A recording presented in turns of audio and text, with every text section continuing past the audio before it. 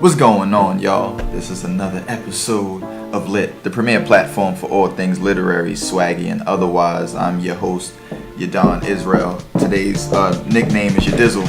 One of my boys at high school gave me it, and I'm running with it for today. Today's guest, I'm here with Kai, Heath, heiress of the fantastic Heath Gallery up in Harlem. She came down here to talk to us today about her acting, the Heath Gallery, and a little something that everybody in the know calls Hangnight. So we about to get into that, but before we start, we got to talk about this outfit.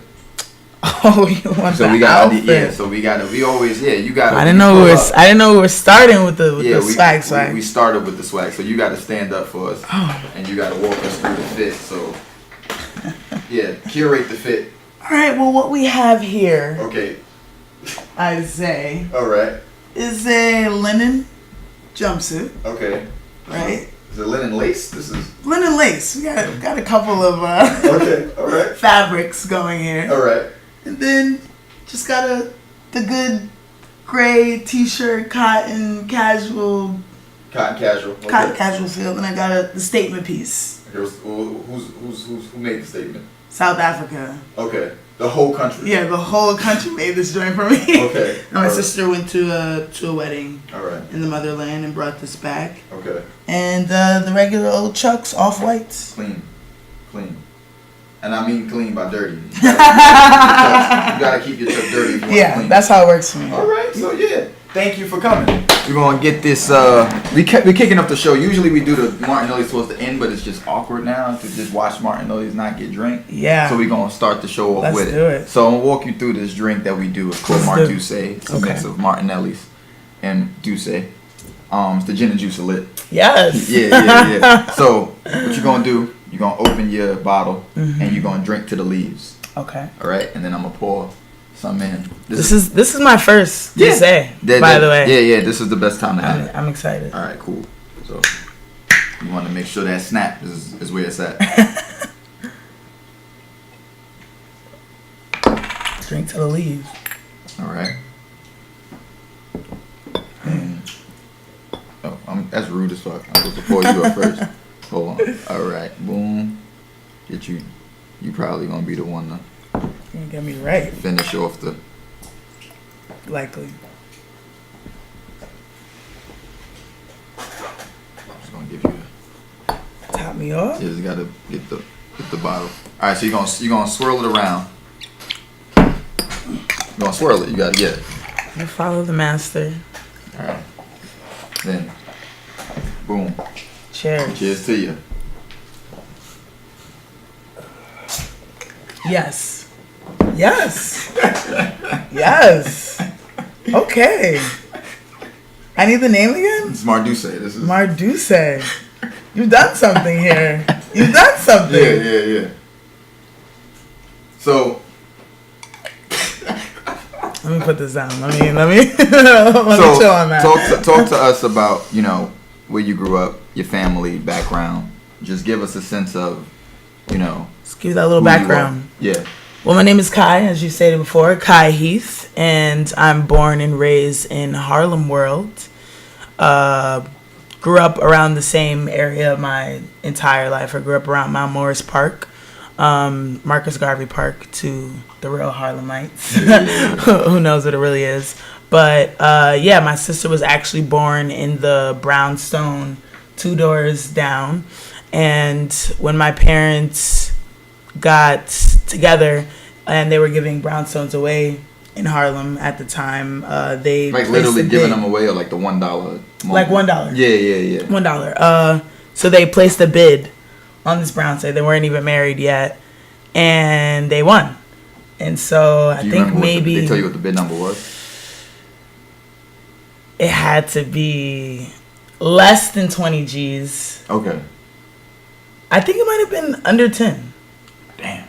10 G's. It's definitely pre-gentrification. Yes, way pre-gentrification. Before 88. And so they copped that. They got married. And we did not move in until like 15 years later. Like, it took so long for them to renovate the space. And So my dad is an artist and didn't start painting until he was like 40 years old. Shout out to Thomas Heath. Thomas Heath, word. Yeah. And so when they were able to finally renovate it, he had such a hard time trying to showcase his work in studios in Soho and in downtown Chelsea and stuff, that they were like, yo, the parlor floor is going to be a gallery, and he's just going to swag it out and show his work consistently. And finally, after like the first couple of shows that he did, he was like, dude, this has to be for emerging artists as well. Like, everybody needs to be able to be up in here and showing their work. Yeah. And I went to arts high school, and so, you know, when I started meeting a bunch of my friends that were art majors and were trying to get their work in the galleries, I'm like, yo, I got one. Like, let's work it out. And so that's kind of how my love with curating came about. Was just like, I want to put people on, you know, like any way that I can. And so I had the space and opportunity to do that. Word. So talk to us about like what it was like for you growing up in Harlem, in an with an artistic background and an artistic family, because that's not the... It's totally not the norm. Yeah. No, it's not the norm. So it's not the norm at all. I mean, it was, have you seen the movie Crooklyn? Yeah. That is like I don't know, I feel so, like that's a part of my growing up, even though I'm not from Crooklyn. I don't have mad siblings, you know, but that dynamic of like my dad being passionate about this thing, you know, which was art, but he was still like working a security job, and my mom, I didn't even know what she did. She was the person I was like, you know, she had business trips and shit. And so like coming home and everything just being painted. Like my mom said, when my dad started painting, it was crazy. Like she would come home, the whole couch is painted, because he just had like, you know, he was just inspired by shit. And so like I feel like it gave me that freedom at a young age to explore and shit, because my dad he was still eager and hungry and finding shit and like adventurous. So I feel like that impacted me just the most, just him having that spirit.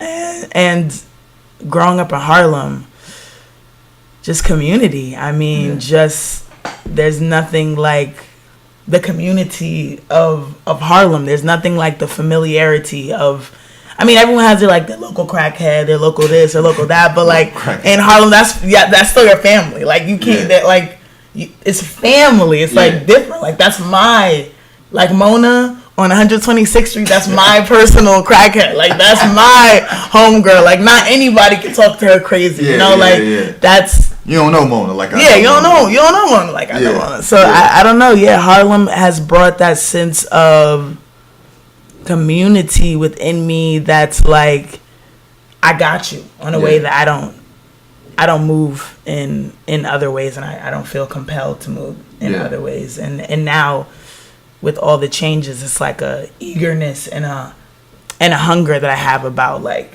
making sure my area is and my people are good and looking out in like a different way. Dope. Yeah. So with the art background, when does like books enter your life as like a part of how you begin to understand the world?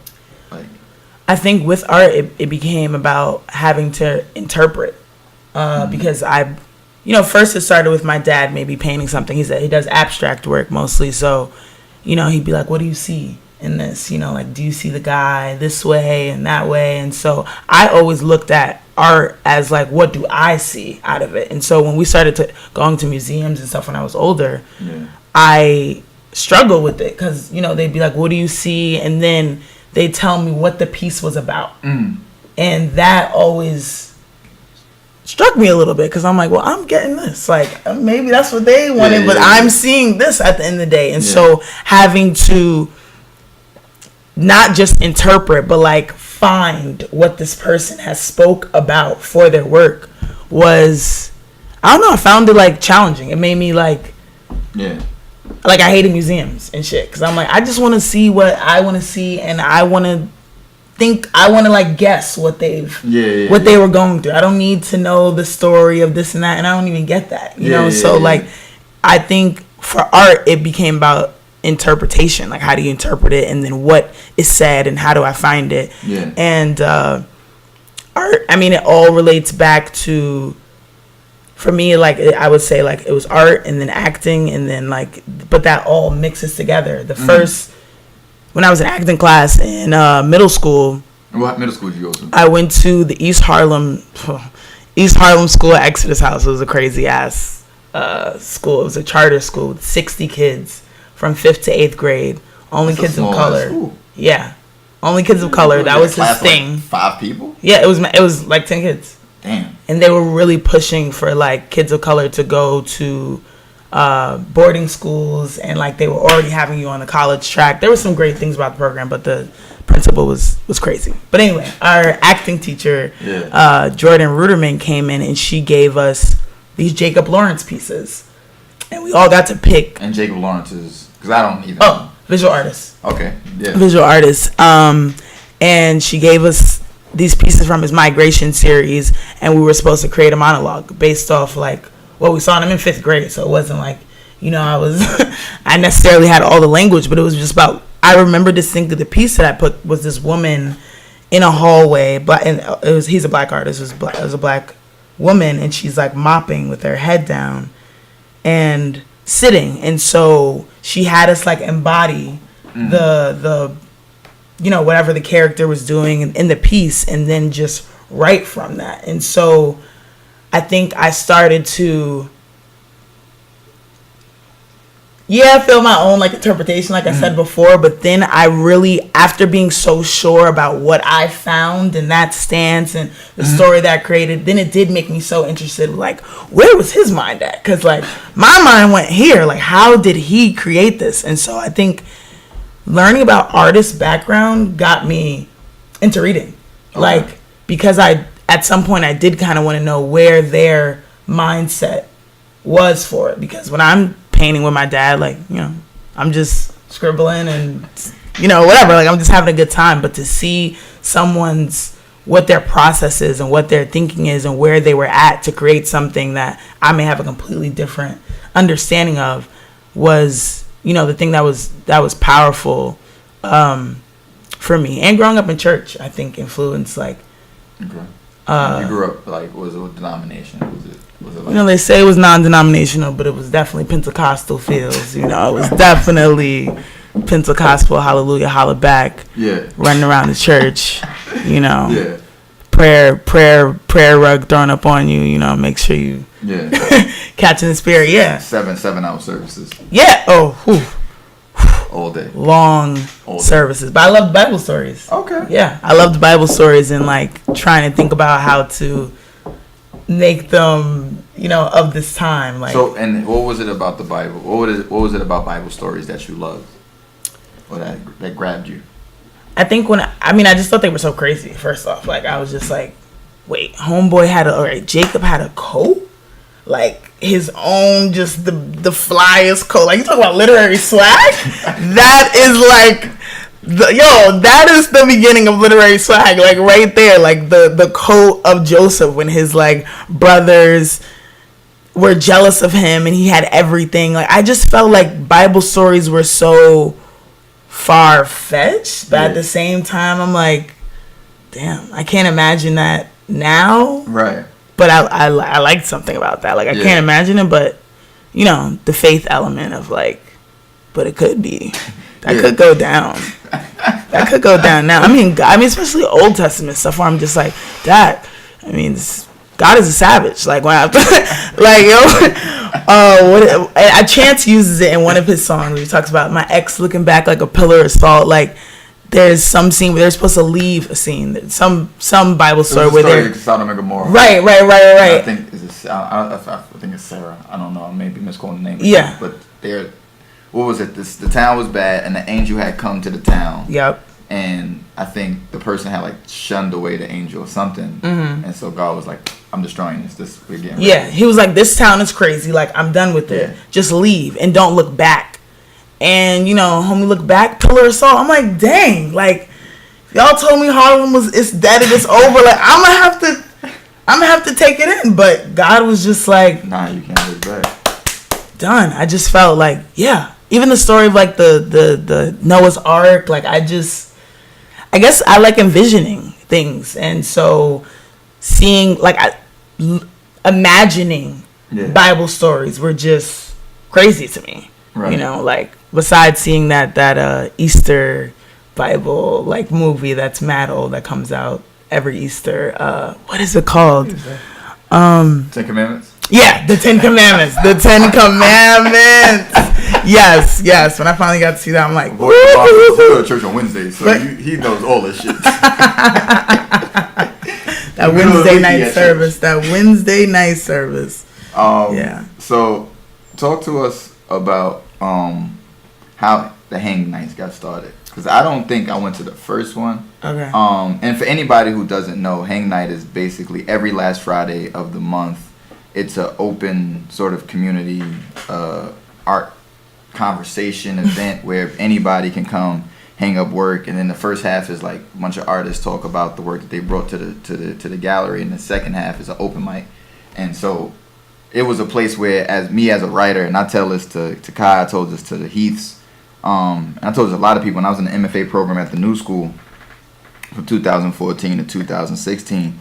A lot of my writing dealt with growing up in Bed-Stuy, growing up black, growing up poor, and I would have these pieces. I would give these pieces into my workshops, and the kids there, predominantly white, predominantly like not even from New York City, would read the pieces and they'd be like, I don't get this.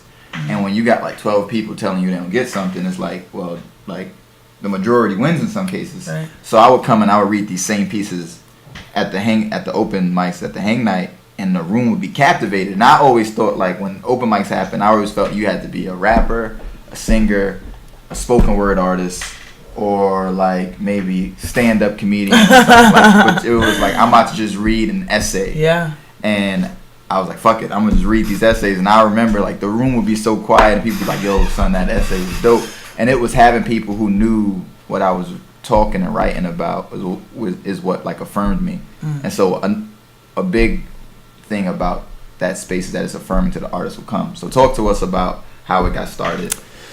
Hangnight was started 3 years ago now. So 2014. Yeah, 2014. Yes, and I was curating the show with these three dudes. I wanted to do like an all male show, and I wanted to have it be some black guys, and I think it was going to be in February. And curating shows is it's been difficult because like people just aren't on top of it, like, and so with this one I really wanted to do it, but I didn't want to be stressed out. So I was like, guys, like if you're late, if your work is going to be late, let me know, please. Like, let's be on top of it. All their work was late and no one sent me an email, and I was so tight. I was like, I'm not doing the show, man. Like, I feel stressed for every show that I do. Like, I'm trying to be an actress. I'm not even trying to be like a curator like that, And so it came out of frustration. Like, I was like, yo, these are people that I'm trying to put on, and they're not even like thankful for the opportunity. What happened really was like this dude who sold work at the gallery before, he was submitting his work, and I was like, yo, throw some more pieces in there. And he was like, I don't want to lug all of it. And I'm like, lug it, bro. Is this your hustle or not? And it's not the type of thing where you're like, I'm gonna bring all this work for another show. Like, you sold work here before, so it's not even like I don't know. It just frustrated me. And I talked to my dad about it, and I was like, I want to like have people who want their work to be hanging. I don't want to be pulling teeth to put on these shows when I know there are people fiending to just have their work up for one night if they could. Yeah.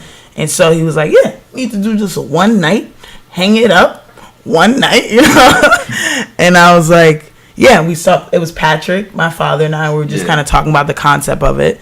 And they were like, yeah, just a hang night. And I was like, okay, that can work. We just get the nails, just have like stuff ready for people to hang, give them that hour to hang. And so I guess like the ending part of that was really that I wanted people to be seen and heard. And so because I'll go into galleries and museums and like look at the work and have my own interpretation, but never be able to meet the artist or know like where they were at or just have a dialogue with them, really. That I thought it was important that the artists be in the building, and that, you know, you get to speak to them if need be. And so, yeah, we were just like, I was like, I'm not doing that show, guys. I hit up people that I knew, was just like, yo, I'm doing like a open mic type of thing, but it's open wall space. And it's growing more, and I mean, I really appreciate you coming through and reading your work, because I appreciate y'all having that space. Yeah, no, it really, for me, is about open space for artists of any medium.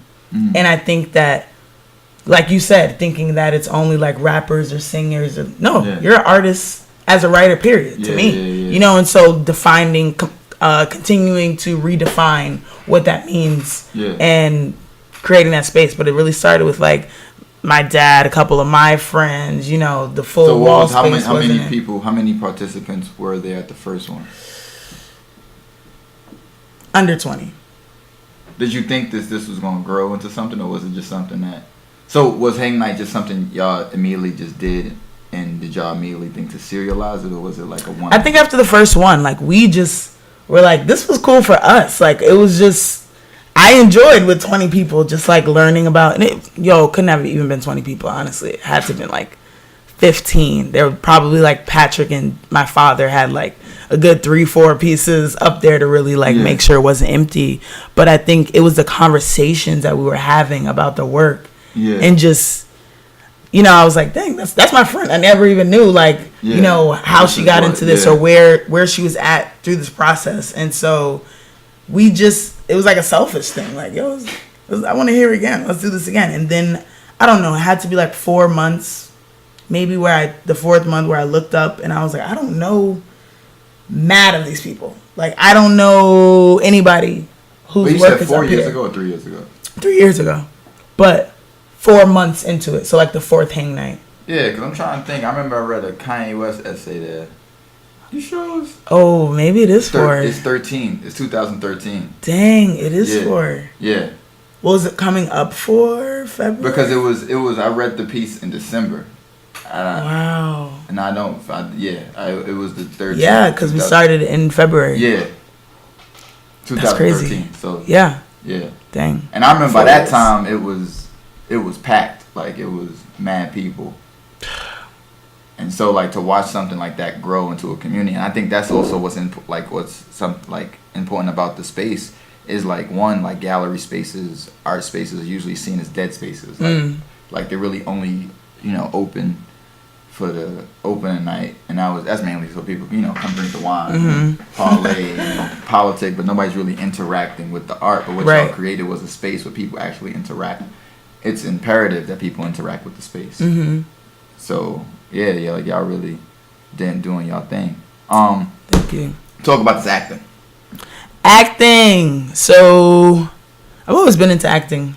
I think, like, my parents separated when I was like 4 or 5 years old. I didn't know that was happening, but we moved to Georgia. They're back together now. Shout outs to them. But we separated. They've separated, and my sister, my mother, and I moved to Savannah, Georgia, and that was different, obviously. Like, Savannah. That's definitely like a Crooklyn story. Yeah, word, yo, for real. Like, it was a whole different vibe. I felt like I was at whatever cousin's house or whatever. But when I would go visit my grandfather and my grandmother, I would see them in the summers. My grandfather lives in California, and so he, you know, asked me what the differences were of, like, growing up in Harlem and then moving to Savannah, and it was accents for me. So I'd be like, you know, they just talk weird. And he'd be like, how do they sound? And I would, you know, try to do the accent. And my grandfather was just, he was ahead of the game. Like, he was doing selfies, like, in '93, like, dead serious. But I remember him bringing out the camcorder, like, say it again. How'd they say it? Like, do it again. And so I think I kind of started performing. What was the accent?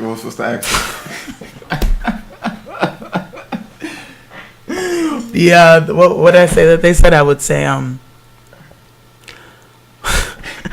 I think I was just, like, into the y'alls, you know, I wasn't used to that. So it'd be like, everything they say is y'all, and they say pick me up at the store, y'all. And he was just like, he just found that so funny. And he was also like a military, like army guy. So to see him laugh, like I was like, okay, I'm moving in the right direction. Like if I just keep imitating or doing what he asked me to do. And so I think I kind of started performing that way. And I've always been into acting, but it took me mad long to go to school and like really pursue it.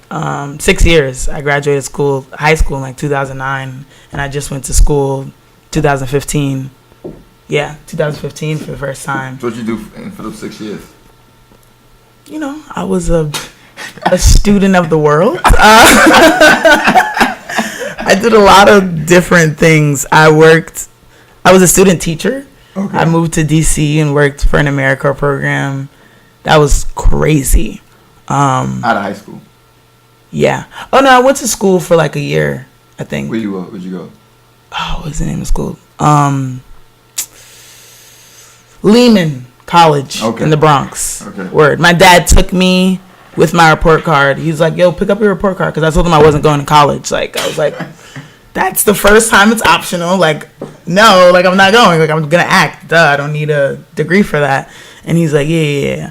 In summertime, I'm just going. I'm doing, like, nothing. Like, I don't have a job. And he's like, you need to get your records from school. So I got my records. And he's like, we're going to go on a trip. I'd never even heard of Lehman. Like, we got on the 4 train, I think it was. 4 train, get to Lehman, like, takes my papers. The woman was like, you are the most unhappy person that has got in, like, ever. Because school was starting, like, the next week. And he was like, you're not doing nothing. But they accepted you on the spot? Yep. Well, it's like CUNY. Like, I think they just look at your grades and, like, make sure you're, you know. Yeah. So I ended up going to school and was doing, like, nothing with that. But, yeah, I was just doing a bunch of stuff which I think is important, realizing, like, you don't like stuff can be just as important as realizing what you do like. And so, like, working with kids and... So you're saying you don't like working with I can't stand kids. Kids love me. It's like they act like they don't. No, I love kids. I don't know why. Because they frustrate me. But it's not like kids. I work with, like, middle school, high school. Yeah. Because I don't know how to talk, like, down. Like, I don't know how to adjust. It's like, I talk this way, and you're going to get on the train, or you're not. You know, you're going to get on and off the station. Yeah. But, yeah, I just, after school and trying to figure out what I was going to do, did a little teaching, and I did, like, babysitting and nannying, working for rich-ass white people, babysitting their kids. That sounds fun. It was fun in the sense that I was like, yo, I got bread in my pocket, and all I did was pick up Eli and Lulu and took them to the park, and their mom already had the hummus sandwiches on deck and whatever. It's the first time I went out of the country was through that. Like, yeah. I was like, yo, I have some bread to do something, and I went to Guatemala. Damn. My best friend. First time I went out of the country. Thank you, Eli and Lulu. Supported that. Yeah. This is popping. Yeah. This is popping. Yeah.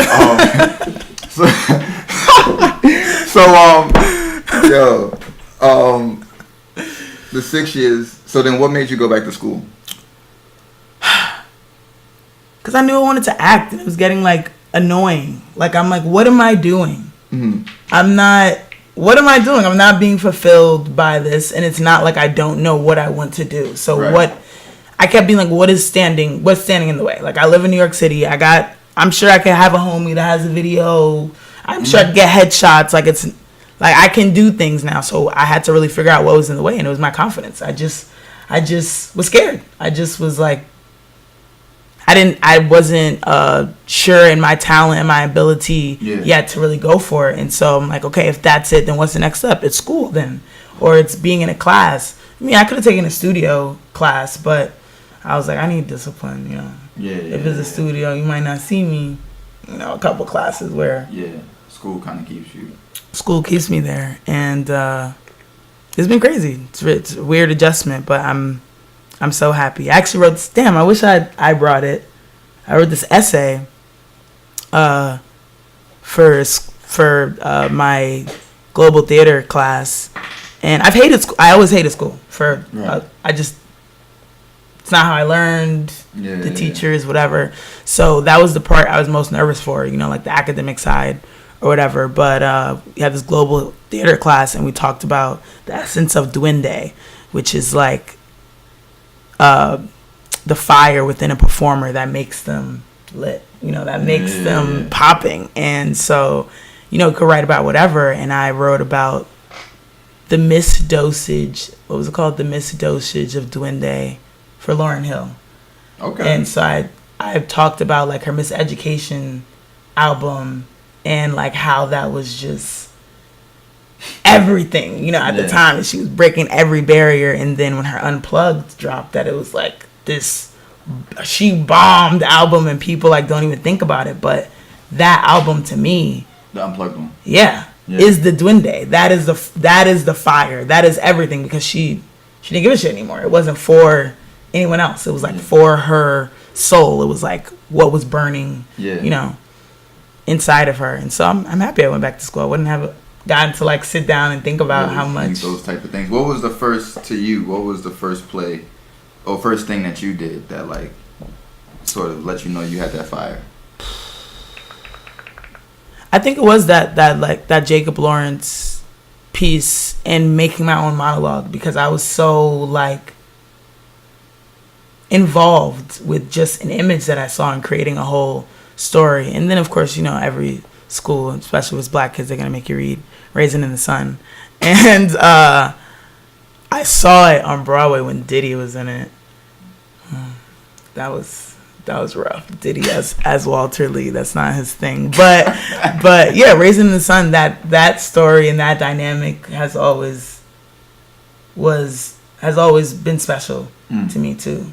That moving up, moving away and not being welcome, and the fact that it was like Walter messed up with the money. Like there was Raisin in the Sun, Lorraine Hansberry. That, I think that was it.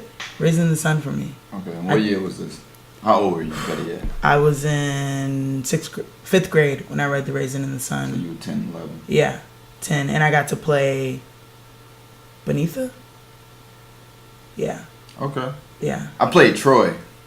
Oh, you did? In Fences in high school. I mean, I wasn't a good actor. You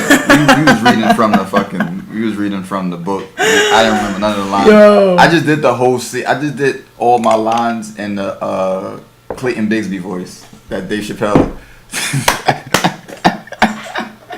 Like that was my only understanding of like Southern accents, and I was all that I think about when I think about Fences. It was one of the first plays we read in high school, and I had this white teacher named Dr. Lechner or something like that. And I went to school with Azealia Banks, and we were in the same class. She was tripping back then too.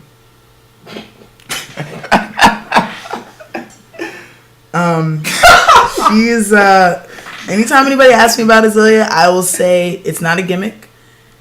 That is her. She's been that way since the day that I met her. Well, yeah, I'm not trying to drag nobody. But I was just asking the question. No.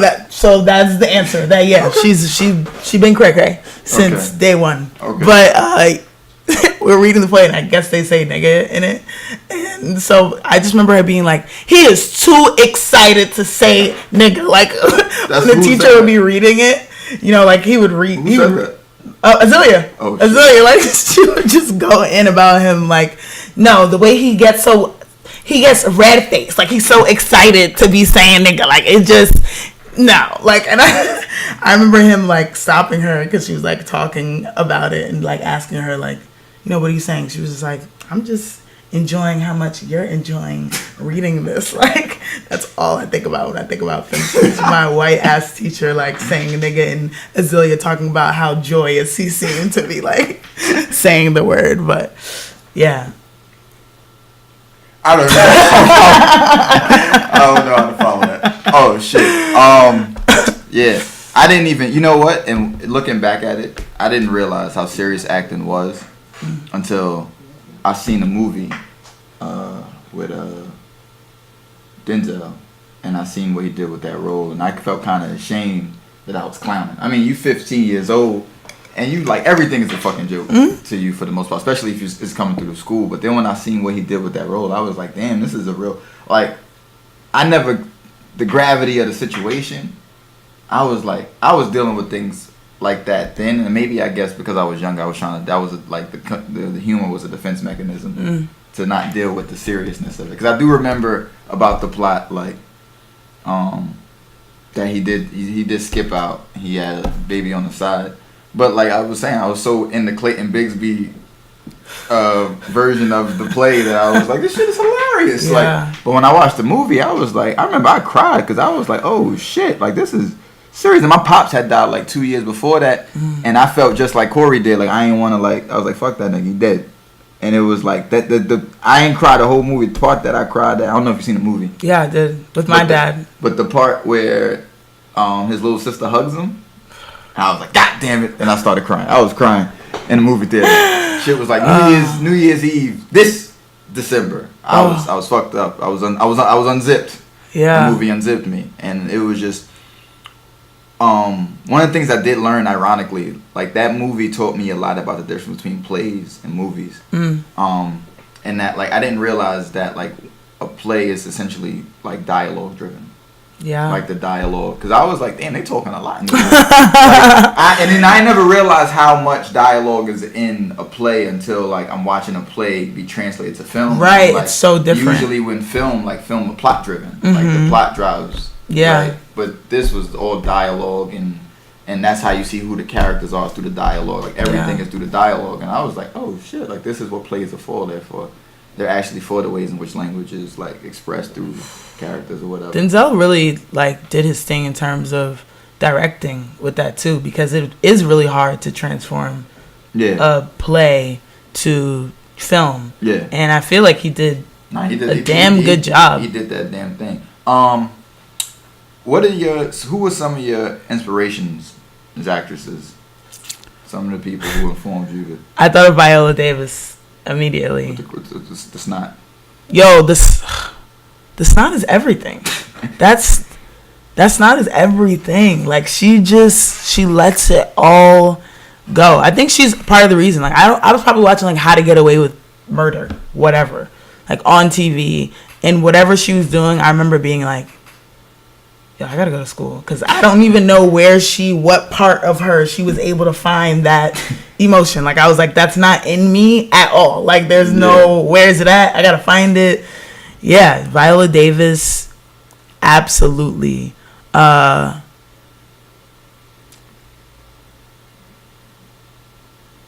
Spacey. I dig Kevin Spacey. I think Kevin Spacey. The law shaking his head. Yeah, that's the guy. Kevin Spacey is popping, but I love Denzel because anything I see him in, he's not Denzel. Like there are certain actors, I'm like, that's homegirl playing Samuel Jackson. He's always always going to be Samuel Jackson. Even if he's good for the role, he's still Samuel Jackson playing the role. Where Denzel is whoever is he's the train conductor in the Pelham, whatever. He's the, like, I believe it. He's it. Like he's fully it. So yeah, man, it's so funny being in. I got mad white teachers, so they're always like, who are you? Who do you kind of want to... Yeah. How do you navigate that? Like, I know, like, because even, like, being a lit major, like, you're being taught literature through the lens of whiteness. Yeah. And so, like, a lot of my teachers, they teach, by default, you get taught the standards, the classics or whatever, but then it's like, then you find out, like, a lot of them ain't reading, like, the Baldwins, the Morrisons, the Richard Wrights, the, Gene Toomers, no one who really, like, informs how you live. And it's like, but these are the people who teaching you. And it's like, damn, you got a lot to learn your damn self. Which is like, that process is always ongoing. But like, what is it like for you as a black female actress navigating that space of art?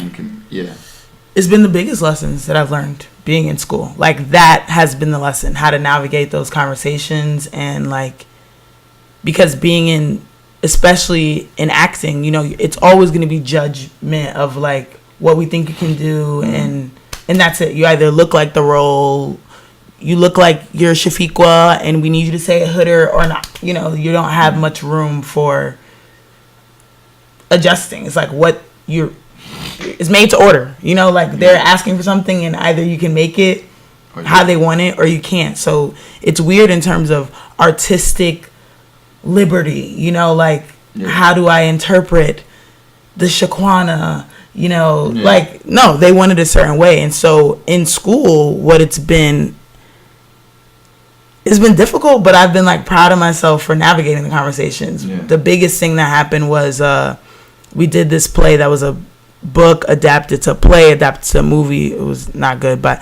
Cider House Rules. It's called The Cider House Rules, and there's migrant workers in the play, and the migrant workers are clearly black. And so they casted me as like the doctor, the white dude, whatever, colorblind casting, cool, whatever. Mm-hmm. But when they got to the migrant workers, they were white people. And it was like,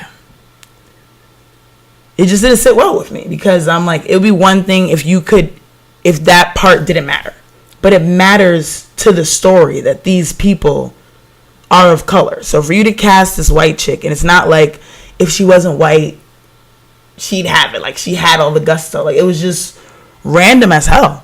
And so we had an outside director for the first time, and he was this Filipino dude, and he was just like, I don't know what's up with the casting, but like, we're gonna work it out. And so when we came back from break and had our teachers, we all kind of like, we want to just ask them like how they got into cast, like how did they come up with the casting that they did, the casting choices that they did.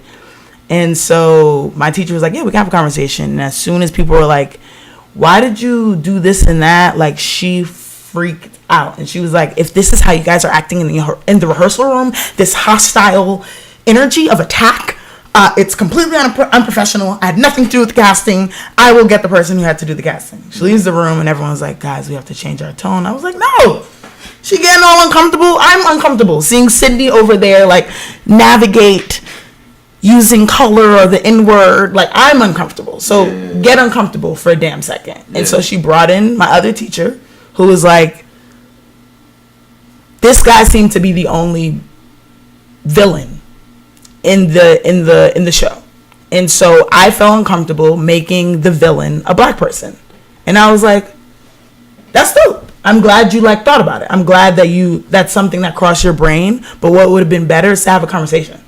Because when I go into an audition room, they're not saying, she's good, but I don't want to have a black villain because of how that's not how it works. If that's what the story is, that's what the story is. Mm-hmm. And so navigating that, white people are going to be uncomfortable, but I'm uncomfortable all the time. Mm-hmm. So like getting over, we adjust to situations. We are able to sweep some things under the rug and realizing the things that like I'm not going to sweep and the things that I can get past. Right. But I will say, like, my class and discussions that we've had about race, as uncomfortable as it's been for them, they're waking up. They are waking up. It might be a hard sleep, but I'm there. Like, what's up? Hello, we're here. This is the conversation you keep having. You're gonna have to keep having. You can't keep giving me Whoopi Goldberg and who are you modeling after? Maybe Whoopi or Viola now. I mean, what else do you have? Like the spectrum of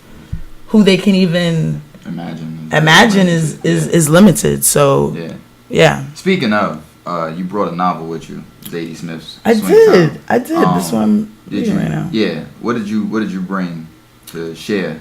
This is not from Zadie Smith. I'll give you what I've given to share. But it's funny that I picked up the Zadie Smith book my mom had, and I was like, I need a book for the summer, because White Teeth, or maybe On Beauty, actually they was a summer reading for us in high school, and I would never read any of the books suggested because whatever. And so on the first day, the teacher, apparently they were like, yo, this teacher is really about, I'm gonna put this on camera. They were like, this teacher is really about like having these discussions. And so I was like, damn, like I need to figure out my Spark Notes or something. And I guess there was some sexual referencing and like race and On Beauty. So the first thing she said in the class was like, if your parents didn't allow you to read this, like, let me know. And I was like, yeah, my mom, she, just because of the... Just lied. And then, like, when they were reading excerpts from class, I was like, damn, this book seems so good. Like, I want to find my old reading list and actually read them, because she actually assigned a dope book. So I was like, it was nice to see Sadie Smith. I'm digging Swing Time. It goes. I read it, the Swing Time, and she had this essay that preluded this, or came out at the same time. It was this essay on The Guardian about dancing, and she made this dope distinction between Michael Jackson and Prince. And she was like, she called Michael Jackson the monument, she called Prince the mirage. And she basically was like how when you watch Michael Jackson dance, he was dancing with the intention to be copied. Whereas like Prince, when someone tells you to dance like Prince, there's not really one move you can really right. You're not moonwalking. You don't know, like it doesn't. It's not. Yeah, so it's like it was one of those things where I was like, she brought language to body movement. I was like, damn, that's dope. So I was reading the book, and then the whole book is about these two girls who grow up in London. One is, I think she's mixed, black and white. Her mother's like this like super intellectual woman married to this white man or whatever. But the interesting, like I said, the interesting thing is just how, like, to me, she was showing like how so much of how the body moves is sort of controlled in a lot of ways by the narrative of race and what bodies are allowed to do and what bodies are capable of. And that's what you talking about as an actress. That like, because you're a black actress, you're capable of, and if we lack that language of what your body's capable of, we only have Whoopi and Viola. We only have like 5 things, whereas like this white actress, if, in some cases, have way more. Yeah. And the reason why I say in some cases, I just read this book called You Played a Girl, essay collection, and we had the writer on a few weeks ago, and she was talking about, the book is basically about the ways in which women are made to play the same role, the supporting role all the time. And like, you're never the person who's like, you're always the interest of someone else. Yep. You're not interesting of yourself.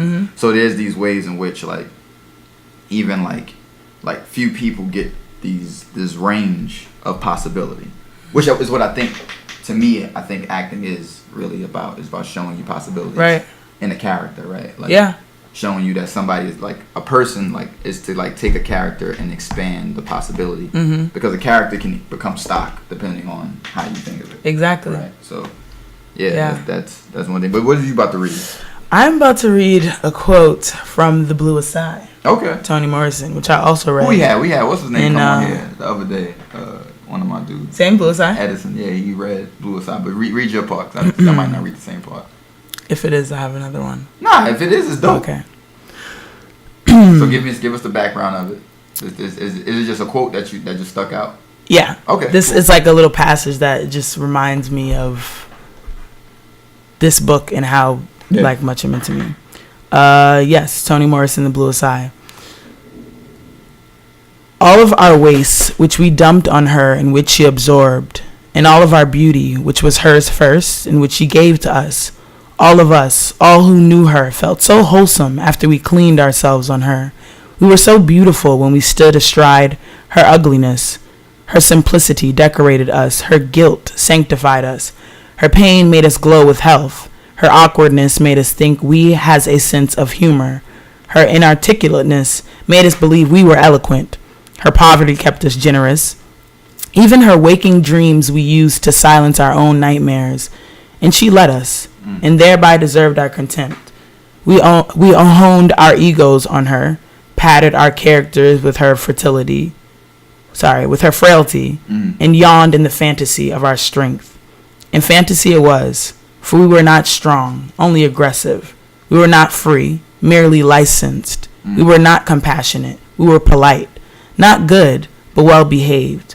We courted death in order to call ourselves brave, and hid like thieves from life. We substituted good grammar for intellect.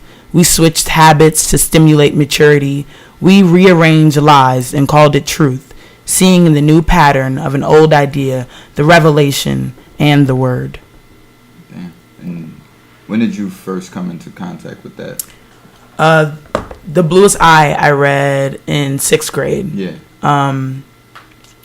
And I think rereading that passage probably was even after high school. Must have been like 2011 or so. But what I remember about how I felt about The Bluest Eye is that I didn't understand it. And so I was definitely a kid when I started not understanding something, I just withdrew. I'm like, I don't get it. Does she have blue eyes or no? Like, what is the metaphors? Like, what's happening?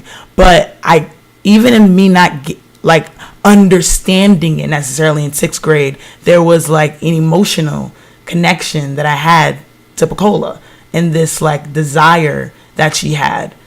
And I grew up, you know, like surrounded by I'm black, my black family who made it factual that I was beautiful. Like when that doll test they do like with white kids, like I know that even deep down inside, if I thought the white baby doll was more attractive, I knew I better say the black one, you know, because like I just was brought up with like you being represented. Like my family showed representation. My grandmother painted our dolls. You know, like if I wanted the white doll, it was painted to look like me. And so representation really mattered, but I'm still walking through life. You know, I'm still seeing TV. I'm still seeing that, you know, it's Britney Spears or whoever are the popular people. And so even though I love my blackness and own it and like are reaffirmed by it when I walk into my home, that's not necessarily what like society shows. So reading this book and the desire for these like blue eyes, you know, it really spoke to me because like it's not something that I could articulate, and it wasn't like that's what I wanted to be white or anything, but I saw like what the fantasy was in that. But at the same time, I felt like that book did very well at like breaking down what the fantasy like was. And even with that quote, like what you thought you had, what you thought you thought, but really what you're, you know, communicating or giving across. And Toni Morrison just can't go wrong. Can't go wrong. All right, so before you get out of here, I'm gonna have you do a few things. We want to have you tell people where they can follow you. Okay. Harlem Kai, nothing fancy about it. HARLEM Kai, KAI. Instagram mostly. I don't think I really do Twitter anymore. I should get back up on that. But Facebook, Kai Heath. Oh no, it's my middle name. Kai Almeida, ALMEDA. Hangnight, the last Friday of every month. So this one is the 25th. So next week. Next week Friday. Next Friday. Oh, okay, snap. Cool. It's next Friday. It's $5 at the door. $5. Come through if you don't got it. I'll probably slide you through. Probably. Probably. Not too many of y'all. Not too many. And what else you got going on? So we got Hangnight. Is there any shows coming up at the Heath Gallery? I don't know. I think Hangnight it's it. And then I would leave to London, so I don't know what their schedule is looking at. Shakespeare Globe Theater, study there. I don't know yet. We do one Shakespeare play. They haven't told us what it is, and then we bring it back, and then I graduate. All right. So your literary swag. My literary swag. I know we did this a minute ago. Yeah, we did. But I want to know if it's changed since then. Maya Angelou. Okay. James Baldwin. Okay. He's gonna give me the side eye. Judy Bloom. I don't know. You're gonna get the side eye. That's your literary swag. It ain't mine. And then the swag. Swag. Goodwill. Beacon's Closet. Okay. And Millie Rock on it. My neighbor's dumpsters. I swear. What? Okay, my neighbors. I don't know what. My neighbors always swag me out. My neighbor just moved out and like just gave me all these Nike coats that were never worn. I don't know who he's sponsored by, but I've come pretty clutch with neighbor swag. I was like neighbor swag. I like thrifting. That. That's my. All right, boom. Thrifting. So for coming through, this is yours. Oh, wait. Pass me my bag. This is the wrong box. Pass me. Girl, left camera. No, not that one. The one next to you. Jesus. Yeah, this is. That's your receipt. That's pretty cool. Lord, please tell me I packed it. Swag, here you go. Boom. Swag. This is actually yours. Wow. That's yours. Thank you. That's the. Thank you. You open that. And I was about to come for my mom too, because she borrowed my pen. Hey, yes. I wanted to wear my That's pinned down to the thing. Let's make sure y'all get this right here. Lit with the flames. Yes. Yeah. So that's yours for coming on the show. Thank you. Got a fucking Kifu receipt on here. This is all real time, baby. Thank you. This has been another episode of Lit. You can follow Kai at Harlem Kai. Make sure y'all go to Hangnight next Friday, August 25th. Yeah. No, that's wild. That's wrong, right? No, that's way 24th. wrong. August, no. Make sure y'all go to Hangnight next Friday. The last Friday. Harlem, 120. Between 5th and Lenox. Between 5th and Lenox. Yes. And make sure you follow us. The 25th is right. Yeah, the 25th? Yep. All right. I'm ill.